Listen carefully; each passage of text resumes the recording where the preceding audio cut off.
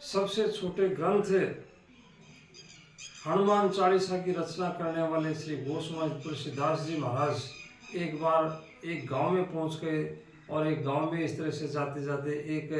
एक स्त्री उनके पास में आती है, रोती हुई आ रही है वो स्त्री। उसको पता था कि गोस्वामी तुलसीदास जी एक महान व्यक्ति हैं, भक्त आदमी हैं, वो आ रहे हैं। उनसे आशीर्वाद लेने के लिए वो रोती बिलखती हुई आ जाती है और उनसे आशीर्वाद मांगती है कि मुझे आप आशीर्वाद दे दीजिए। तो श्री गोस्वामी तुलसीदास जी ने उसको आशीर्वाद दे दिया कि सदा सुहागिन रहो, सौभाग्यवती रहो, इस तरह से आशीर्वाद दे दिया। तो कुछ देर के बाद में जब उस स्त्री ने कहा कि मेरा तो जो है पति मर चुका है और आपने जो है मेरे को ये इस तरह से सौभाग्यवती का सुहागिन का आशीर्वाद दिया है, ये कैसे होगा। तो इस तरह से अब वो भी चक्कर में पड़ गए गोस्वामी तुलसीदास ने, क्योंकि उनको भी आशीर्वाद दे दिया था। अब वो भगवान की भक्ति में डूब गए, वहीं बैठ कर के राम का नाम लेने लगे, राम राम राम राम इस तरह से करने लग गए वो। और इस तरह से करने के बाद में जब वो जो उनको एक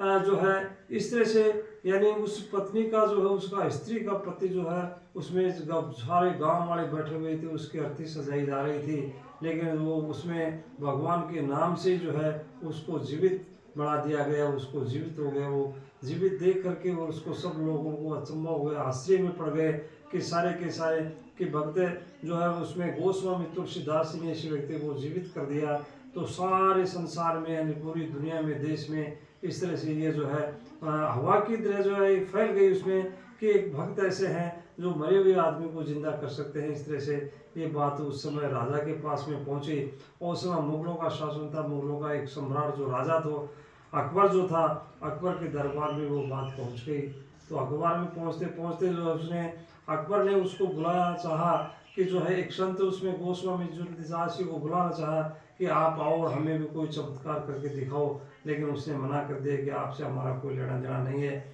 और ना मैं कोई चमत्कार जानता हूँ इस तरह से। तो उसने मना कर दिया, यानी अकबर ने अपना अपमान समझा और अपमान समझने के बाद में उसने सैनिकों को आदेश दिया कि जाओ उसको पकड़ करके लाओ और जो है उस गोस्वामी तुलसीदास जी को पकड़ के लाओ, जो है हम उसको एक दंडित करेंगे। तो जा करके वो जो है वो नहीं माना, क्योंकि उसने बादशाह ने कहा कि हमें कोई चमत्कार करके दिखाओ कि मेरे पास में कोई चमत्कार नहीं है, भगवान का नाम है, वो भगवान ही करने वाले वो ही हैं। तो इस तरह से उनका अपमान समझकर उसको जेल में डाल दिया, हथकड़ियाँ पहना दी गई, बेड़ियाँ डाल दी गई और एक कोठरी में उसको डाल दिया गया। कोठरी में डाल करके और उसमें हनुमान चालीसा की जो है रचना करना शुरू कर दिया उसने।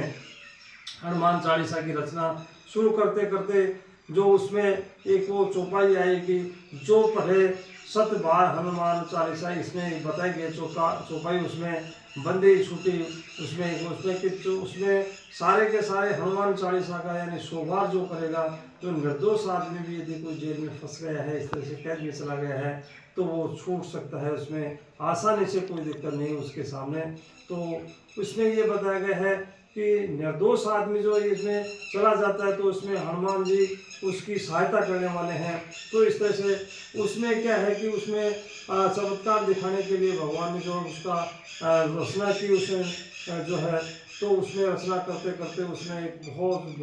संख्या में बंदरों की जो तादाद में टोलियाँ आ गई और उसके ऊपर आक्रमण करना शुरू कर दिया। बंदरों ने इस पर इतना उत्पात मचाया कि जो उसमें जो है बादशाह भी चक्कर में पड़ गया और बादशाह के सारे सैनिक थे, वो सारे के सारे सैनिक जो है उन्होंने कहा कि आप इस तरह से जो है इस बंदी को आपने बंदी बना रखा है, इसने चमत्कार दिखाया है, ये करने वाला है, इसको जल्दी से जल्दी मुक्त करो। और जल्दी से जल्दी मुक्त करने के बाद में ही जो है हमारी व्यवस्थाएं ठीक